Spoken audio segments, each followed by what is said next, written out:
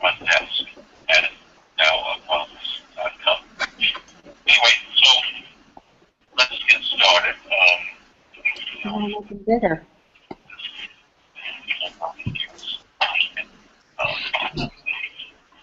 I don't know how to make him bigger. Dr. Mel? Yeah. Okay, great. So, You might have to call in instead. I can't. I can't understand what he's saying. and so what, the effort that we are making is to try to give information that will allow people to make informed choices. I think that's important to have. So it's changing obviously, but I think we know through CDC a number of understanding kind of nature of this virus. Welcome to the conference call, a service of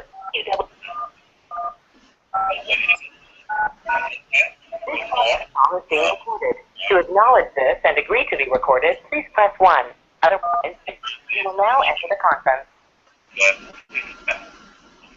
Of course, there's still a lot of unknowns, but we are attempting to kind of help, maybe dispel some of the misinformation, which can lead to panic, and that's what we're trying to do. And then to discuss that, enterovirus, flu virus, and viruses in general, because the fall is a season that are full of sick people. And so how do we kind of deal with that? And how Chinese medicine has really been observing the phenomenon of the epidemic 5,000 years recorded history. And what we've learned from Chinese medicine is that Dr. Mao Xingyi, most people know me as Dr. Mao, is my colleague, Dr. Allison Doherty, and she works a lot with children, pediatrics. So I thought it would be very appropriate for us to talk about this topic because it certainly affects a lot of the kids in their diseases and diseases. And let's start with Ebola. Right, so this is a virus that was discovered back first in 1976 in West Africa, in fact near the river Ebola river, and therefore was given the name Ebola. And I love the fact that virus is not named so that we can, sort of have a relationship. And sometimes doctors also name the disease after they're not sure how we feel about it. But anyway, so the Ebola virus, there was 2 incidents of flare-ups, which was, sort of died out. And viruses manage to do this a lot because these are these pockets of outbreaks that you hear about throughout the world, throughout history. And they come and they ravage population like the bubonic plague and Black Death, which was a lot of people. So definitely, epidemic versus severe. 我这个要开始了。你是这样子，你刚刚不是点了那个 installation 那个地方吗？然后现在是左下角有一个勾，一个蓝色的勾，然后是小的小长方形的 Google Voice and Video Setup， 有没有那个小方块？我就关了，重新来吧。There are 2 different ways to be infected by viruses. And one is through the airborne. And the airborne approach is viruses that include measles, smallpox, and the virus influenza. They're airborne, so they're transmitted through the cloud that the virus is transmitted in. And then you walk right through the cloud, and then that's how you get it. Alright, so something could be leaving in one area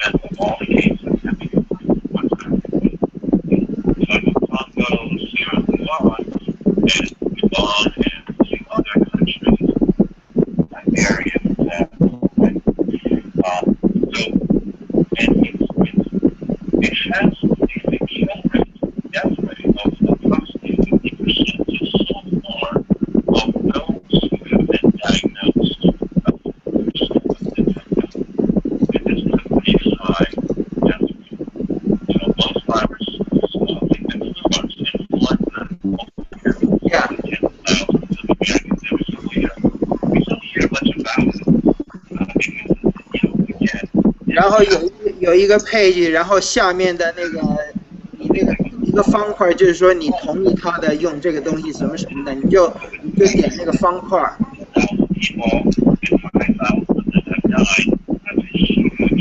我这已经开始了嘛。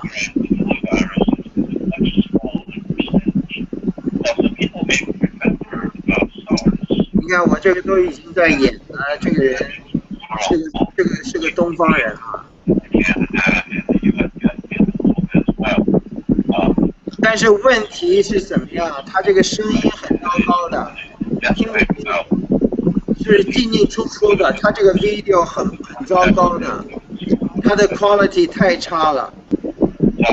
人呢就是一抖，就像演那个漫画，然后一下的不连贯的，说什么我也听不清楚。看你听听看。听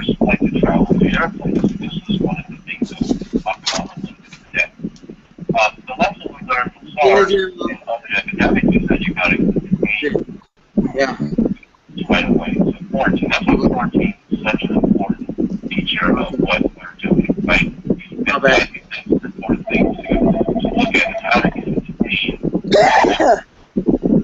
illness from spreading. So quarantine so far have been quite effective, right? So we've only had a handful of cases, but yes, a handful of cases that we've seen in America, in the U.S.,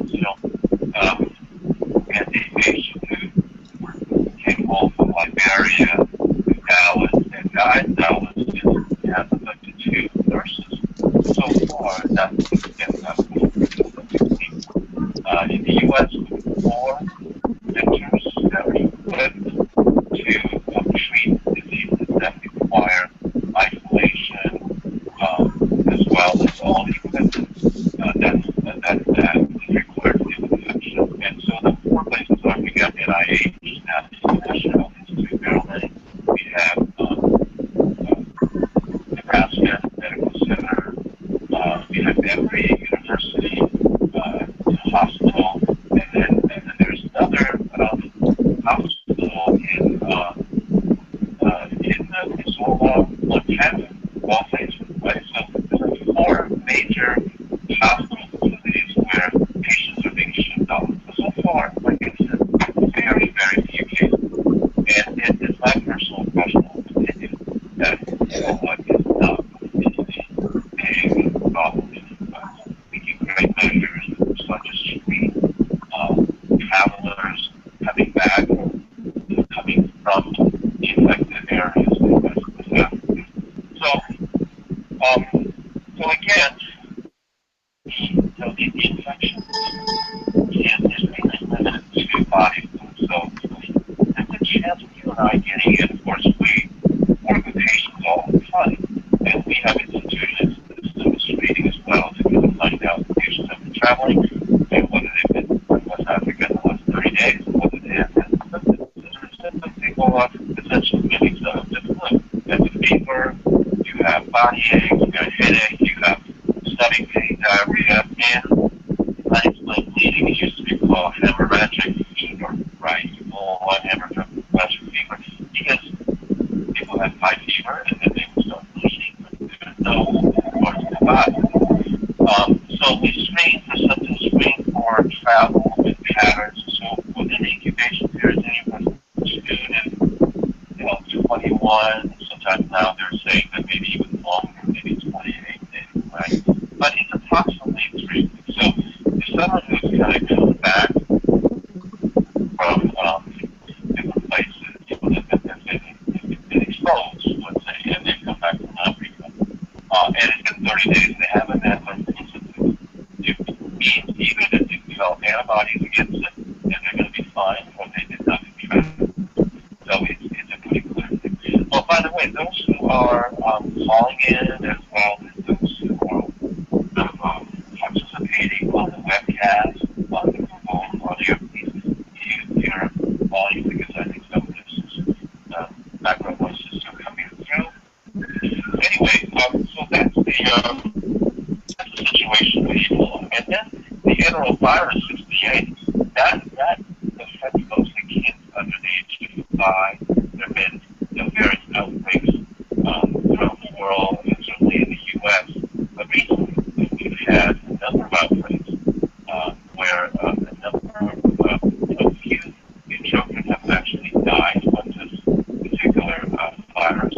And again, that it's just like a flu virus, right? Where you have fever, most kids get respiratory conditions, and you can lead to pneumonia, and that's what really kind of affects the fatality rate. So if you get pneumonia, you don't get treated on time, you have respiratory failure. And a few kids, particularly in California, have developed phobia-like symptoms that contributes to and the enterovirus, that also includes the virus and the coccidiosis virus and so forth. But it's really a non-fungal strain, so it's not something that you have to worry about. But it is still nevertheless a concern. The kids are particularly at risk. But again, this is what we're going to talk about today. Is just more things that you need to know about in terms of your health, your hygiene, what you can do to help reduce your risk. Because after all, preventing getting sick of Ebola or enterovirus is no different than trying to stay healthy during the flu season, not get the flu, not get the cold, if you can help. Okay, so I think we'll. Do you have anything to add to that? You want to listening here, or? Yeah, I think the one thing you want to keep in mind about Enterovirus D-68 is signs and symptoms to look out for. So usually people will contract this illness and have very mild symptoms, just like your regular summer cold symptoms. So we're actually getting out of the enterovirus season right now, which usually ends about late October. So we're going to be looking at more like influenza types of flu kind of symptoms now. So, but as far as the Enterovirus D-68 goes, the more dangerous or more severe symptoms are going to be like the wheezing and the shortness of breath, any difficulty breathing. So if you find that you're looking at your kids or you see kids who are sick and they're having trouble doing labored breathing, or they see like the collarbone kind of tucking in or the rib cage tucking in, those are signs to look out for because they're having trouble breathing. So other than that, usually it's just about nursing the symptoms. Plenty of rest, plenty of fluid. Sometimes albuterol is given to open up the bronchial passageways, but usually that's not necessary. And just staying home and having your human foods will be just fine. Okay. Good. So let's move on to the 7 tips that we're going to be discussing about. And some of these are common sense that it's something that you already know, and others are what we can do. Offer from the perspective. Again, a lot of these viruses have been patterns of infection, and so have been reported for thousands of years, and so we recognize these epidemics of this rather severely. The first thing you have to do is focus on hygiene, basic hygiene. It's amazing to me how many people don't wash their hands rather than it's very basic, right? And if you blow your nose or something like that, you should also wash your hands too, because now you have the rhinovirus on your hands, and if you can go around touching door handles, so forth, you're going to spread that. So that those are pretty basic. I always counsel my patients to touch your face, because how do you get viruses into you? Is to actually introduce it by touching your face, scratching your nose, your eyes, and so forth, and you're kind of bringing that in.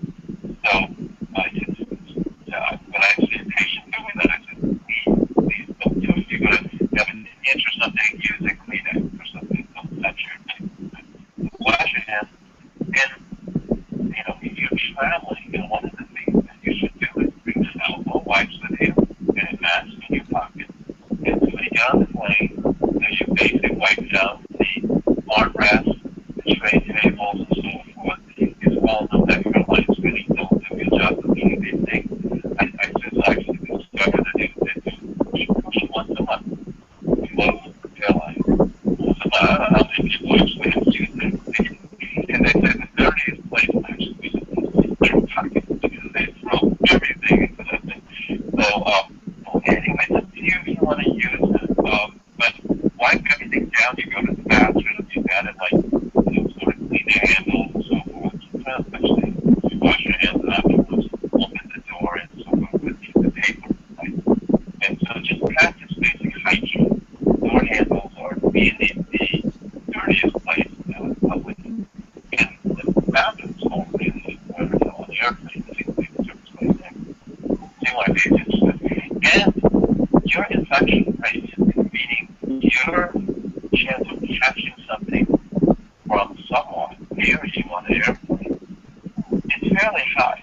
you're one row in front, behind you, and 2 or 3 seats, usually they're coughing, hacking, and so forth. You got a good 50% or more chance of catching what they've got. So, what do you do? Well, my family always laughs at me. I travel with a mask with me. And if I see and hear and detect any kind of issues there, my mask goes on, and I'm okay. And it used to be that it gets a little embarrassing with that on, but I guarantee you, people are going to, at this time and age that we're living in now, they're going to be sick. Once you get one, I'm going to get an extra one. So if you want to, bring a few extras and start charging them on kids. Anyway, so those are basic hygiene. You can vastly reduce your infection rate really substantially. So another way to help build your immune system is actually to reduce stress. So 300 studies were looked at, and they found a huge component with stress regarding the immune system. So I just want to kind of talk a little bit about some ways for you to reduce stress in your own life, and that will increase your immunity. So the first is going to be, identifying a source of stress in your life. What is causing you stress? It's always a good idea to take inventory at the time and write things down.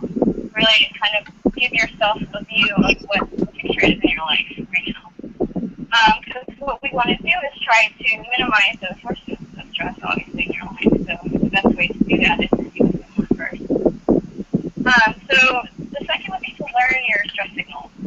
Everyone has stress signals. Sometimes people have difficulty concentrating, have neck tension, shoulder tension.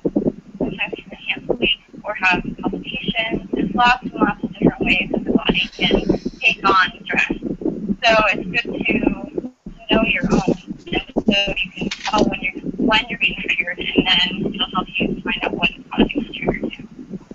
So yeah, the other thing too is always trim your to-do list. Like sometimes we just get this, 20-page to-do list, and that can be so overwhelming, and it just creates such undue stress in your life. So, write a list. If it's on the top 5, it doesn't need to be done right away. Stop thinking about it for now, and just take some deep breaths and know that you'll get everything done when you need to.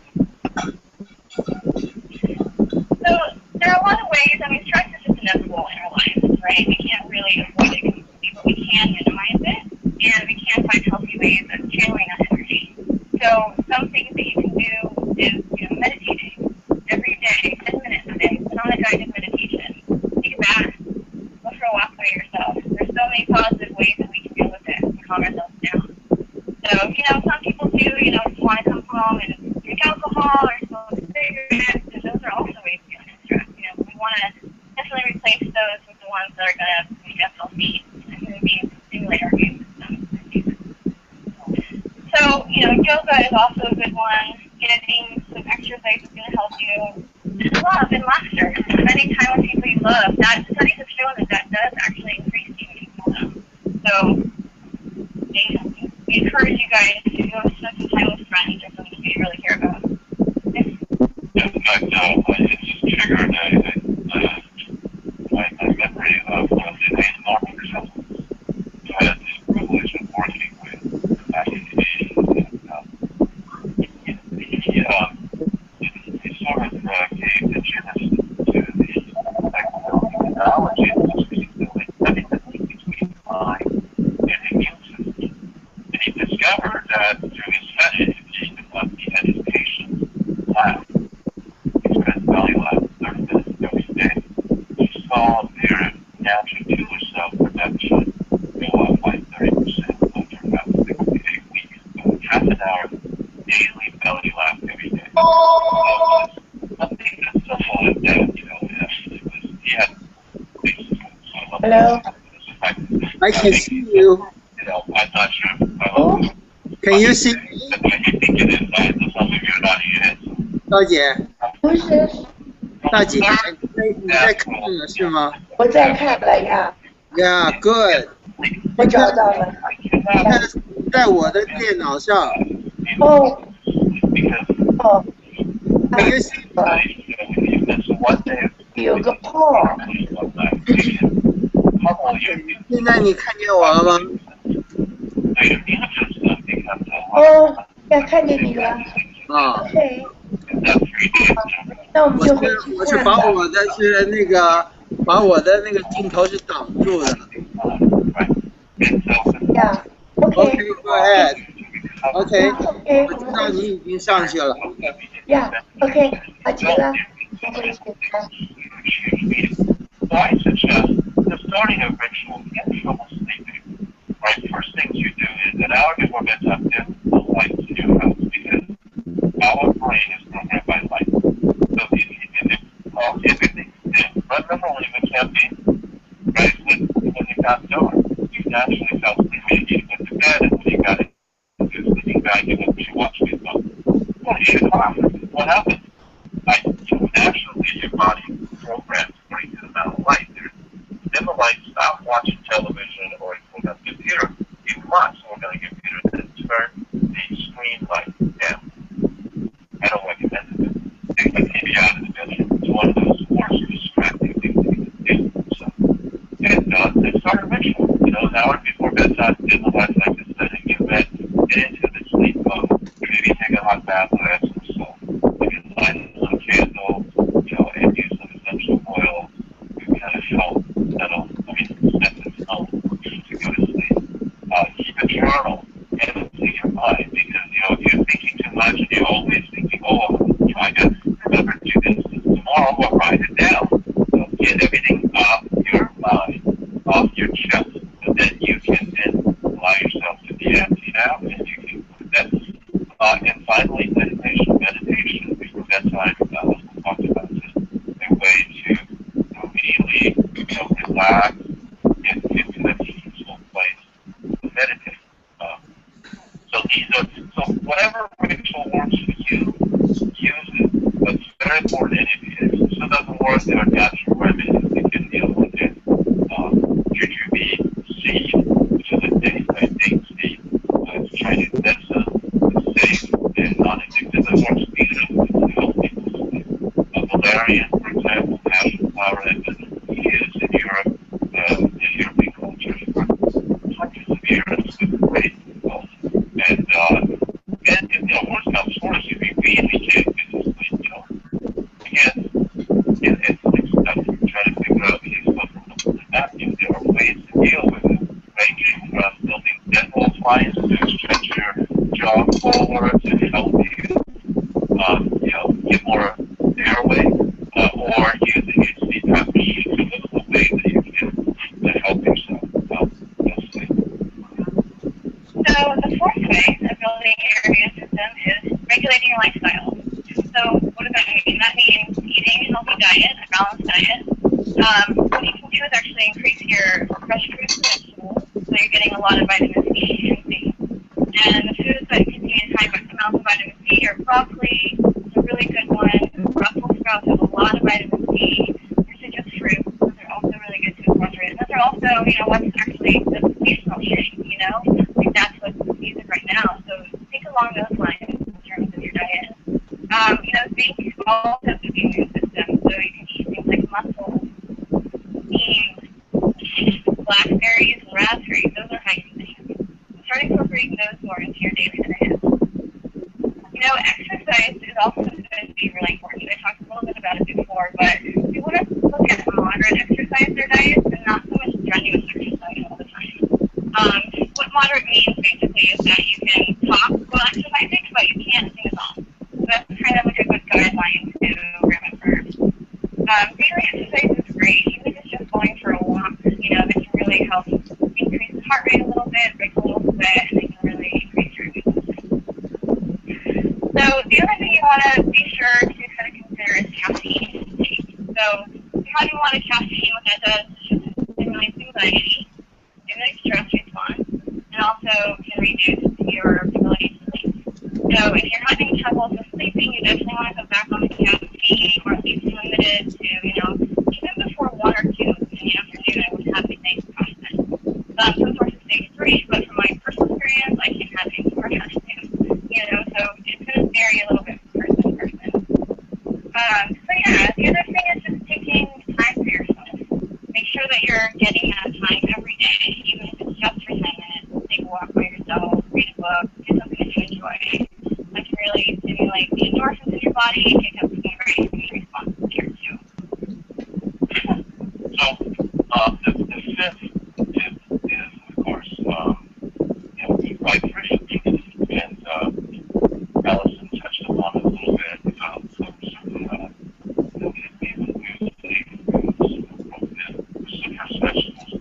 broccoli, cauliflower, but there are other things that we should look at as well. Mushrooms, for example, particularly shiitake, and different kind of mushrooms that have been well studied for their effect on boosting your natural killer cells. Again, the roles of natural killer cells within the white blood cell family of that attack viruses, bacteria, they also attack cancer cells. So that's why the mushrooms are so fabulous, right? Garlic, it has also, a lot of studies on garlic and what it does to help to affect, kill viruses and bacteria, kill bacteria, inhibit viruses. Green tea or black tea have also been found to actually have beneficial properties on the immune system as well as things like and what's interesting is that some people may find themselves some caffeine, as we mentioned. So you should decaf your tea. You can decaf yourself. You can take all these tea or tea bags. You can 45 seconds and then pour out water.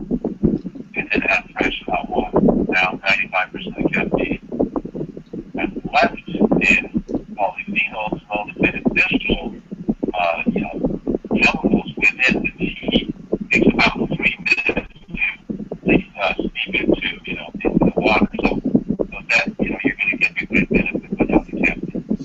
There are other foods like oats. Something as simple as oats have been studied for cold fighting and bacteria fighting and properties. In fact, oats increase interferon, which is your natural immune and then finally, fermented foods, right? So you could maybe eat the beer with gut health board. It is to strengthen your gut health because those immune cells reside in your gut. Your stomach, your digestive tract, all the way down to your blood vessels, all the large vessels. This whole tract is probably the dirtiest place in your body because it harbors so much, so many things. Bad bacteria and good bacteria. So your immune cells, most of them are sitting in your digestive tract and waiting and differentiating what's good and bad and so forth. And the good bacteria that's there, it actually works with your immune system to inhibit other bad bacteria and the bad actors. And so if you have poor digestive health, you're going to have poor immunity. There's a direct correlation. So the studies have centered around things like Ebola. These are good bacteria that help us with our immune system fight infections. Very important. And so fermented foods like sauerkraut, for example, and miso and yogurt, they are teeming with probiotics. In fact, they have been shown through studies as well as just thousands of years of human trials, figuring out, wow, I eat certain foods like this, the fermented food, I feel stronger, I feel better, I recover from illness faster. So this is something you can do to eat right for your immunity. So, the sixth idea that we have is acupressure. Studies have shown that certain points on the body will increase immunity. So, I'm going to show you 3 points today, and I do this a lot with my pediatric patients. I tell their parents so they can do acupressure while it's on their children at home. The first one is called stomach 36. And I'll actually show you guys that are here. But you take your 4 fingers and hold them together. And it's located on the outer portion of your cheek where the depression is.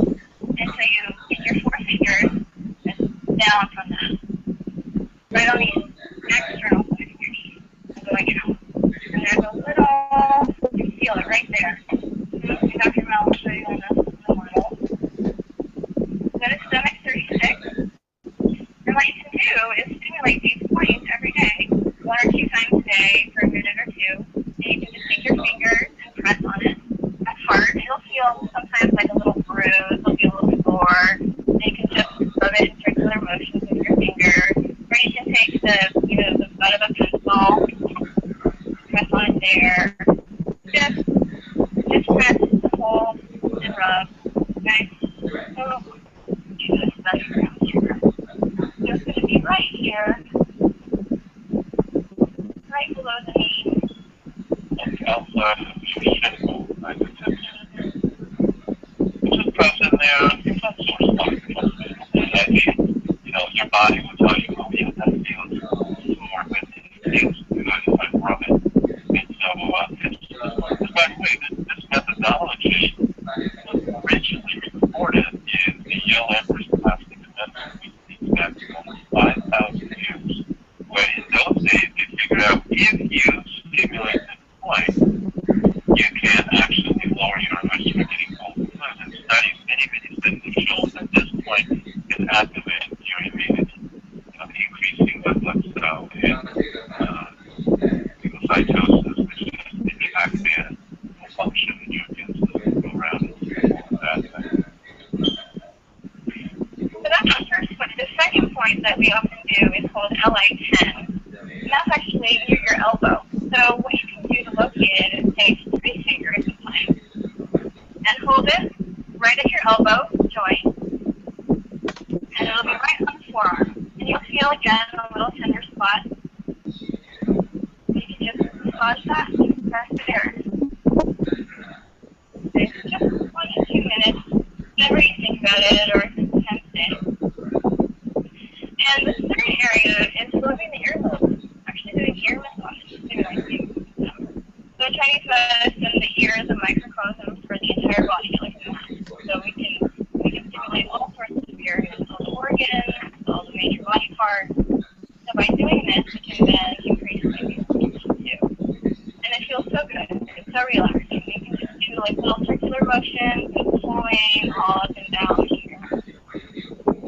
Okay, this is a really good one to do before bed.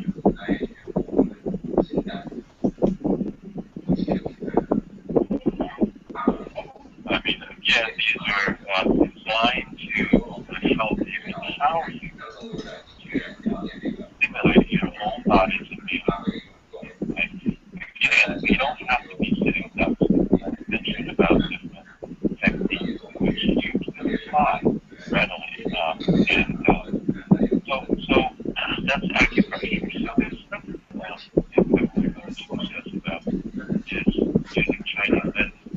Again, for 5,000 years, Chinese medicine has taken care of the population quite successfully. In fact, it's not any epidemic that has swept through China. There's been, just countless deaths that they've been reported, and observed, and dealt with. And again, these are very serious epidemics that have killed many people, right? And so, according to Chinese medicine, that there are simple organ herbs combinations that have been used. But again, studies show benefits of very specifically. For example, there's one that's called weeping bonsai, which translates to shade green one. And the name on it that is a solution to protect from kind of the invading pathogens.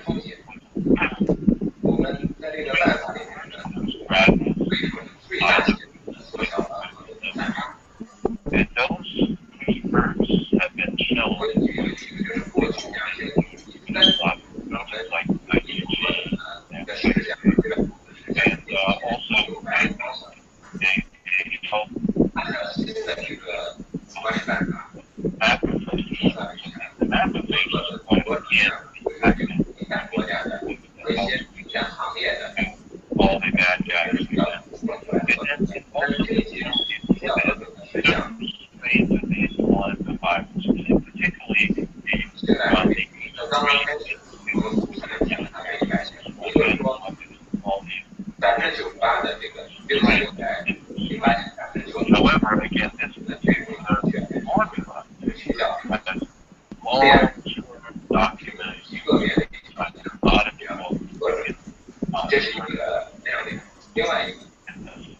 大家关注这个英德华今天在退出局外国驻当地会正在发表讲话，我们去看一下现在的情况。And what happens if you just catch it? 让许多上百万的人拥有希望，这是一个我们全国的任务。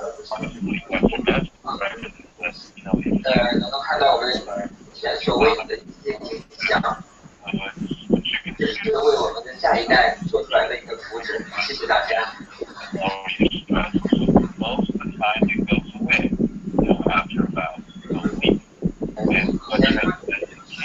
接下来，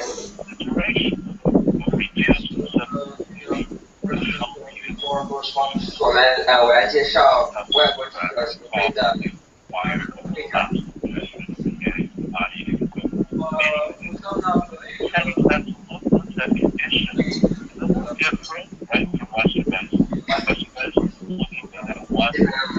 到这个会议的下一个环节，也是最激烈的、内容最为丰富的环节。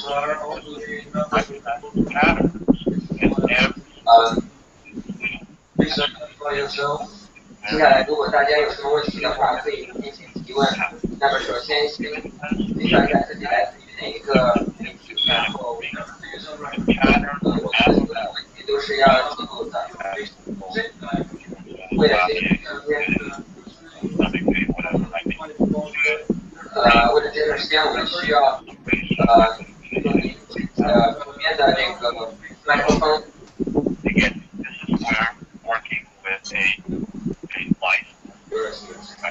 早上好，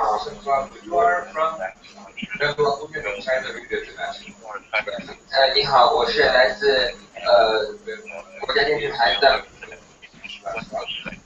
去年8月到了，在9月的话，你说会有更多的新闻自由来，更多的保护在海外的菲律宾人的权益。那么有什么样的国际标准您来保证他们的这个权利？据我的了解，对我们所有的这些在国外的工人，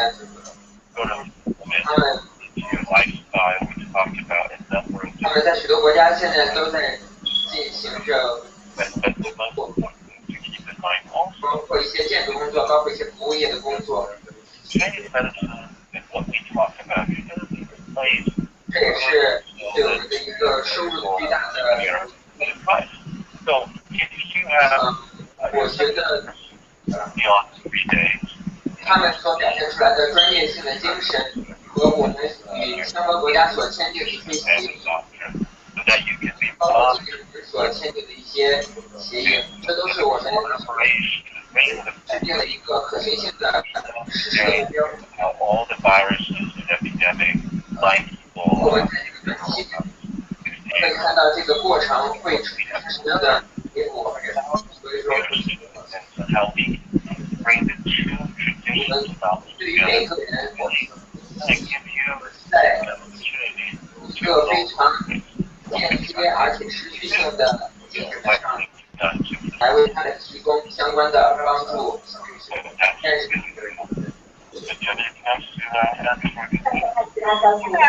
it's always a good idea to do that little ache or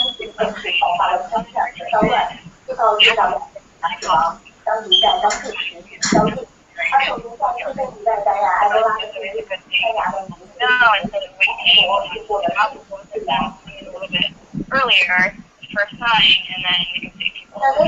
31月20号宣布，根据正式感染埃博拉的故事的美国全程地图分布，这天给他进行了4次训练测试，并不显示突破3成1次。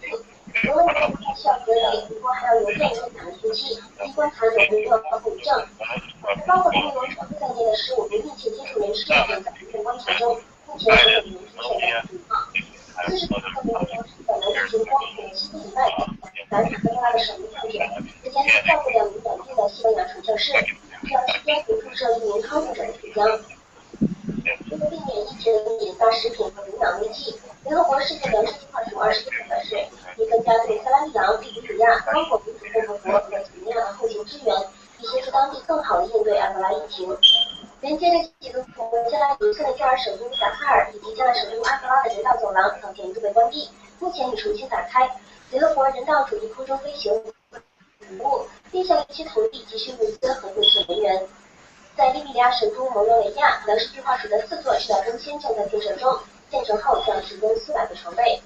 另外一座物流中心已全面投入使用，负责储存已分发物资。而粮食计划署刚在20号通过海上货运向塞拉利昂和利比里亚运送7000吨大米和12吨玉米大豆复合粉。世界银行出资的救护车、运尸车以及货车则从迪拜空运到塞拉利昂。世界卫生组织助理主任表示，根据加拿大以及美国联同英国和兰斯时刻研发的流动埃博拉疫苗，在未来2周内展开采取补偿措施，预计在年内有结果。如果确认性可能我们是怎么得到？埃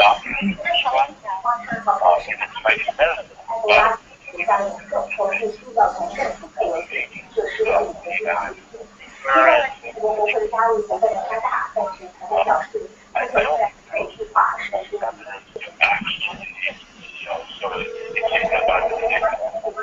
支付亚和塞拉利昂的合作，从20日开始。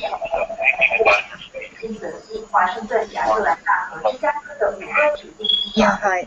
I know you're closed. I want to have it online. Are you going to read the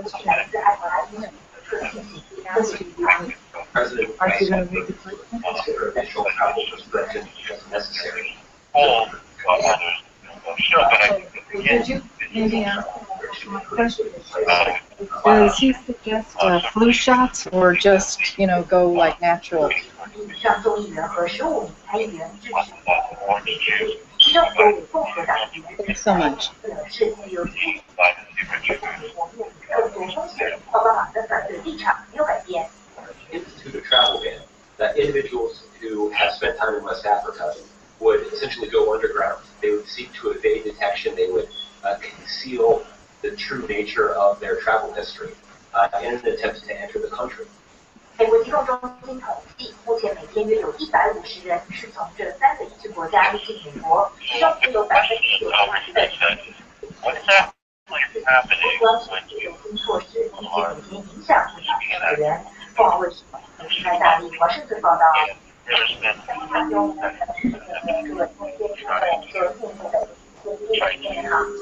现在埃博拉持续，美国也是加大了应对措施，和防控和它。whenever the immune system is forming, we know that acupuncture can definitely use information that can activate the immune system. And in fact, we're going to be probably the first country that acupuncture being very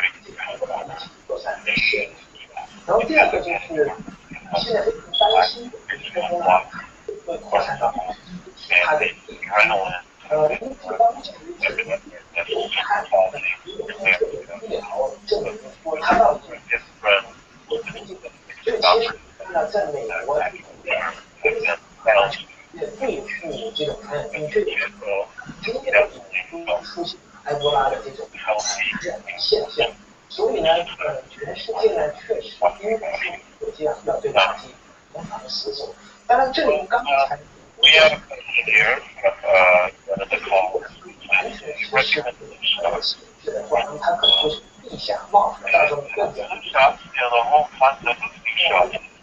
全世界尤其是像美国这个情况，这种情况有些关系的关系，是要负责。 当然，其他很多像这个太严重的学院、国家对相应的这个人员进行一个比较。当然，就是到目前为止，有出面也好，还有一些中医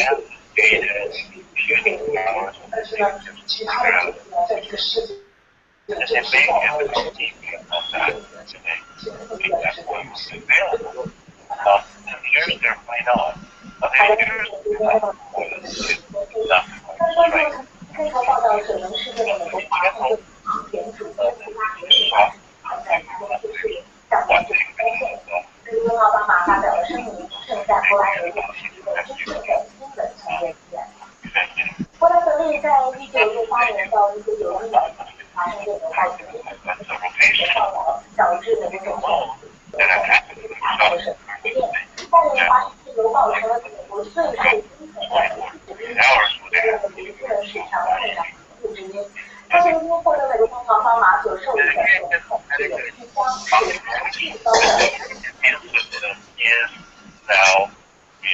今天这篇课上回来还会来个一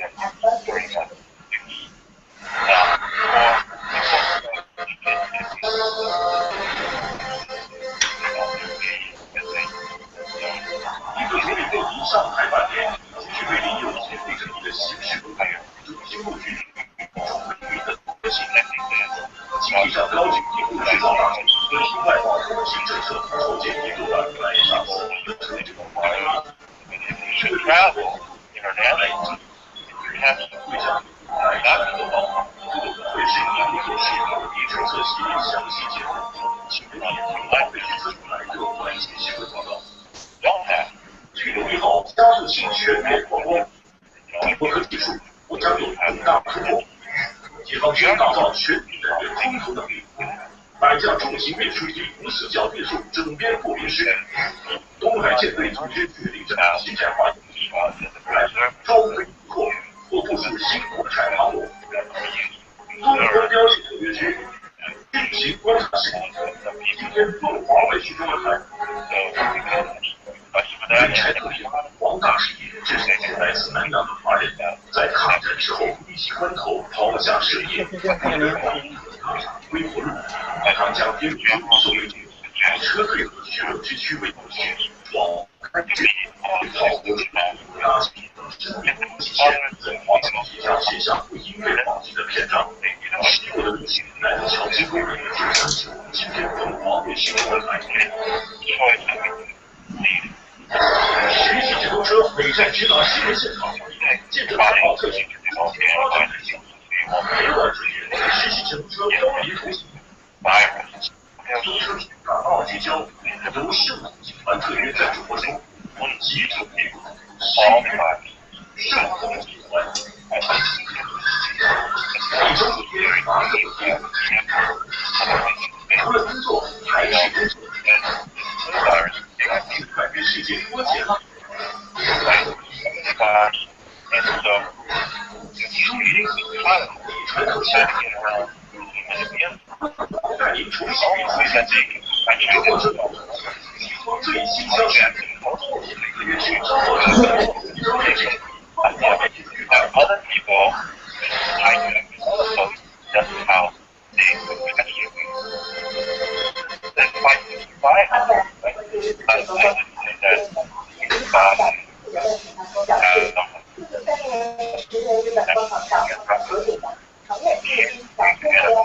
发现有很大的问题。他强调政府现在不出日本的核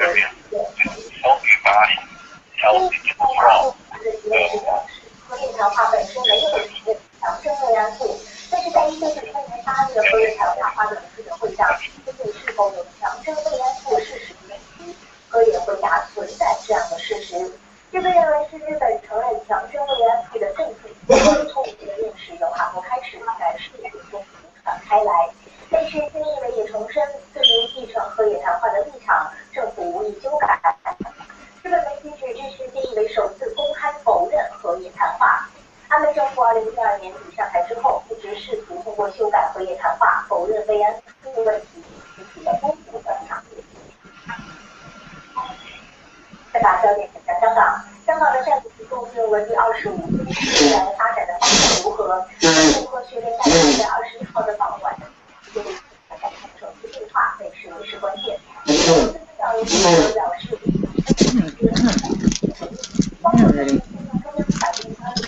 香港社会各界的意见，他希望10年在受到政府的承认沟通，强调沟通的资源。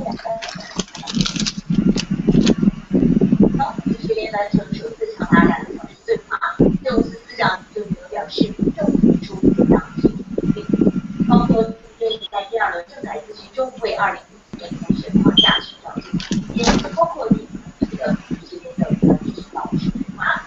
政府强调2017年复选方案是主方案，日后如果有需要可以再启动复选。政府呢进一步探讨多方平台，让对野方提升的资源，讨论2017年后的政治发展，以及政府媒体的监督反映，向国务院港澳办提出自8月以来社会的意见。此外呢，小外国在语权来讲，说来自都知道还要积极的。Yeah, I mean, I think a good thing for you is that would result in serious and actually very huge process. So when you're traveling from that, that's a really safe way. Simply because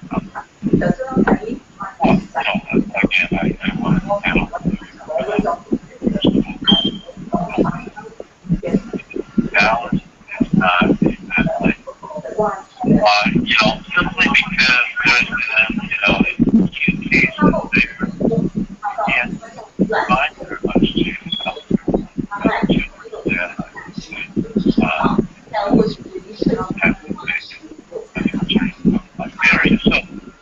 it's not, it's not a hotbed. I think we'll see what they do. And see that all if an outbreak happens in a small outbreak, maybe outside of the hospital. So I think that's something that you should be independent about. Or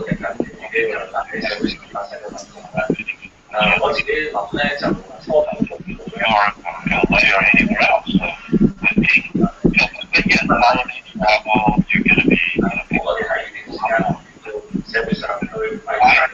I think you should take all of the plastics for everything. I think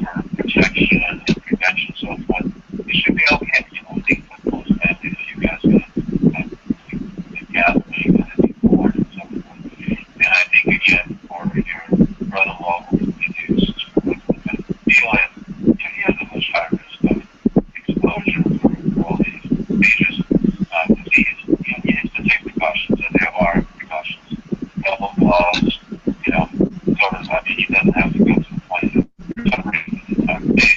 But he probably is not a bad idea where again it's disposable, right? So if he gets splashed or vomited on or spit on, whatever, and masks, he looks at that, and they not necessarily goggles, necessarily life restrictions. So I think all of that can be, taken care of.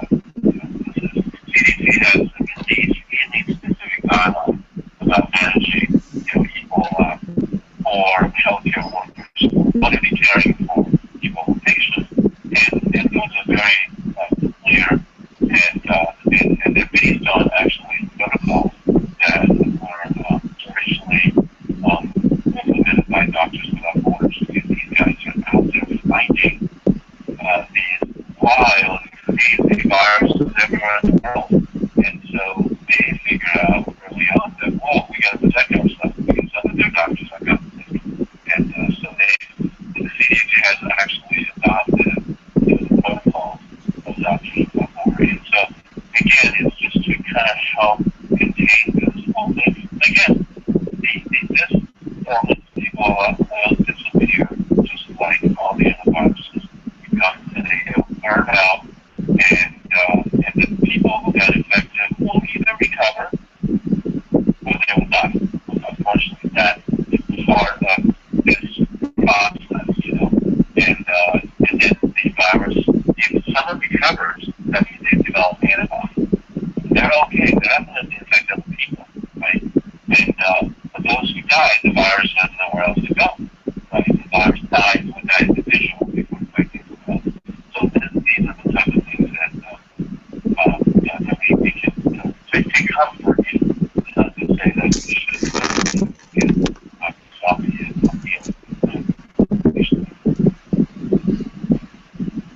Oh yes, so they have protocols of dealing with all of them. So it's being implemented by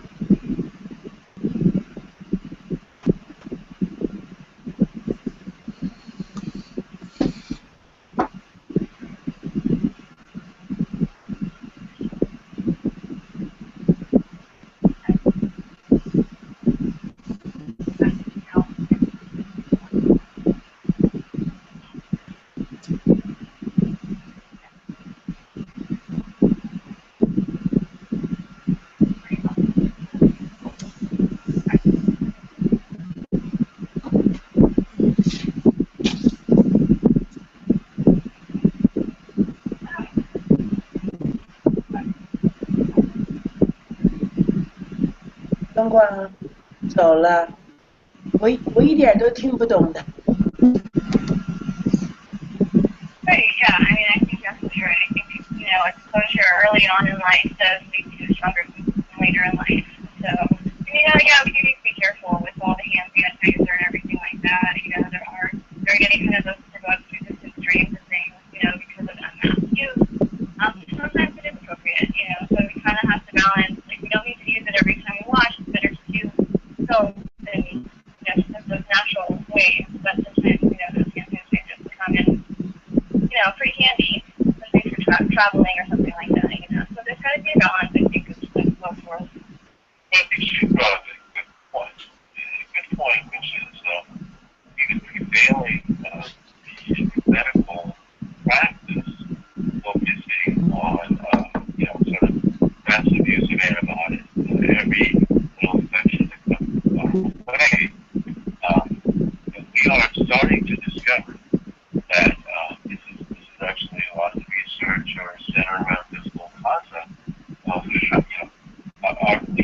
the body's chance of learning just to get stronger and smarter by being exposed early on to, studies show that kids who are exposed to animals early on have lower resistance to allergies because they train their immune system. And so playing with dirt is actually a good idea. As we should have our kids play with dirt on that day. So the clean freak type of culture that we've lost our way. And that's why American travelers are actually they go around the world, they're in countries, you get the thing, it's automatically. And so are travelers who come, they go all over the place and they don't get sick because again, they've been trained. And so, studies after studies now are showing that we should we are training to get strong. Our immune system and so it's a big problem. We are, this is an area that I think the entire medical establishment is communicating about today. For the benefit of public health, we have had these super drugs, penicillin antibodies that have wiped out so many diseases that have plagued people for thousands of years.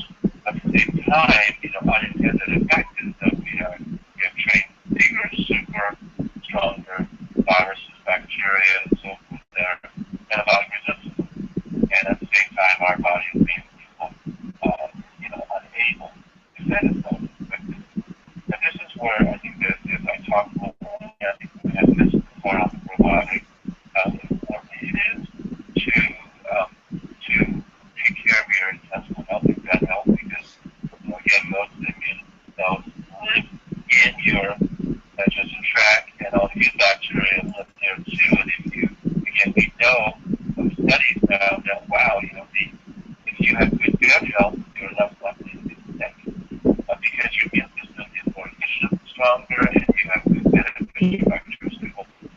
So, I think that's one thing is that we need to give our body a chance to learn to be strong. We need to give our body what it needs to get strong so that we don't become something as effective as I think that was the effect.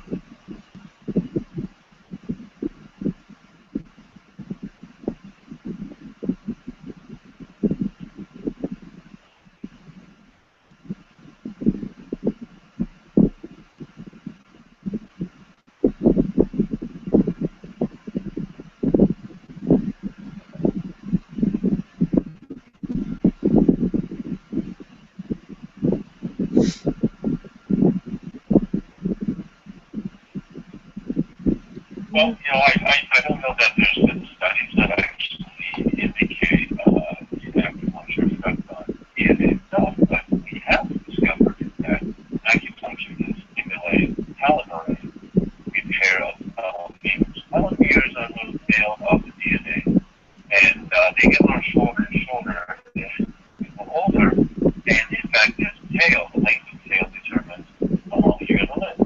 And so acupuncture actually, in a study out of Hong Kong University, showed that acupuncture can stimulate the enzyme telomerase repair of the tail, the telomeres. So it can affect, and so we can speculate that acupuncture can do a whole lot more. Because acupuncture has a way of normalizing, enhancing, optimizing the body's function. Like getting back to your concept of this junk DNA and so forth, it's true that these viruses can cause mutations in the DNA, acidity, alcohol, toxins, heavy metals, medication, and radiation. All that can cause changes and mutations in the DNA, and then viruses, kind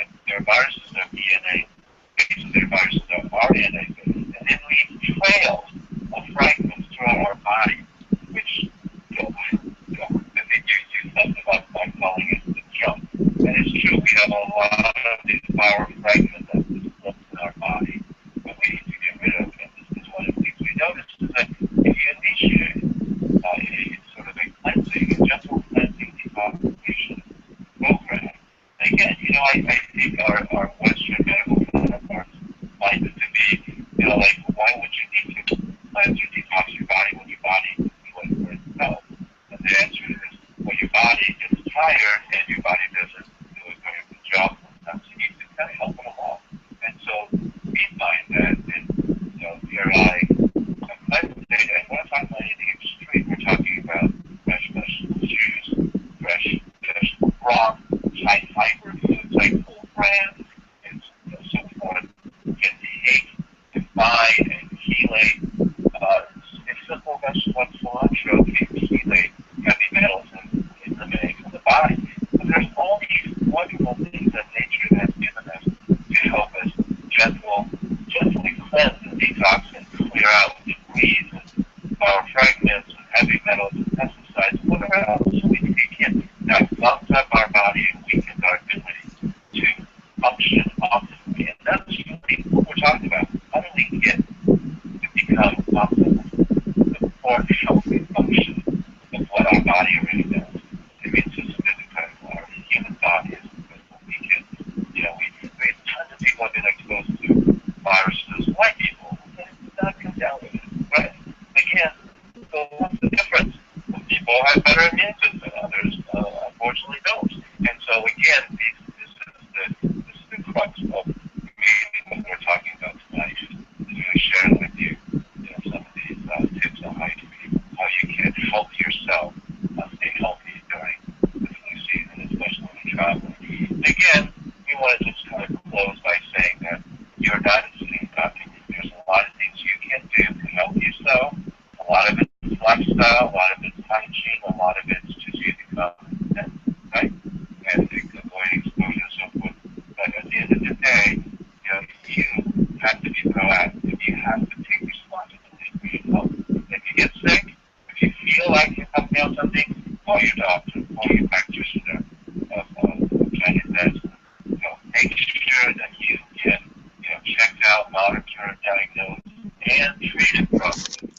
And again, by being proactive, you can avoid a whole lot of bigger problems.